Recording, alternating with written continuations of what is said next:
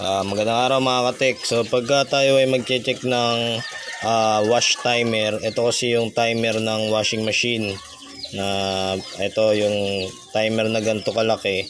Ito yung ginagamit sa Giga Wash na washing machine, yung single.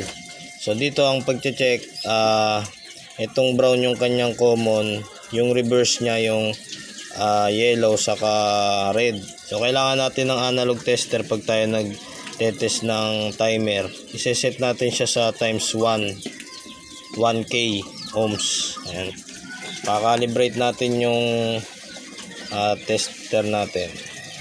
Okay. So pag tayo magte-test, papaikutin natin tong kanyang ng timer yan. Okay. So pag naikot na natin, nakikita nyo naman umaandar na. So ilalagay natin yung isang test rod dito sa color brown.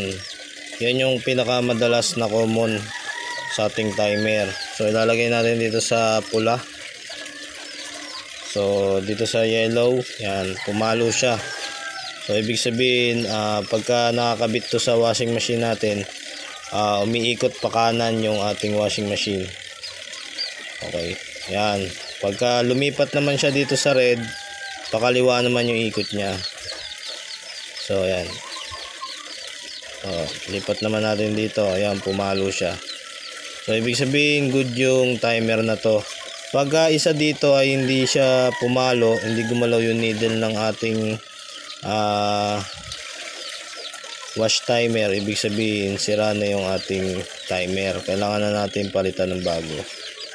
Ganyan lang pag-test ng ating timer.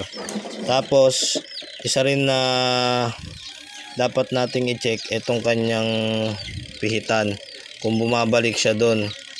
Kasi minsan goods yung wire niya dito, pero ito pala stock up na. So ikot lang ng ikot yung washing machine natin, hindi matapos-tapos kasi itong kanyang ikutan, stock up na siya.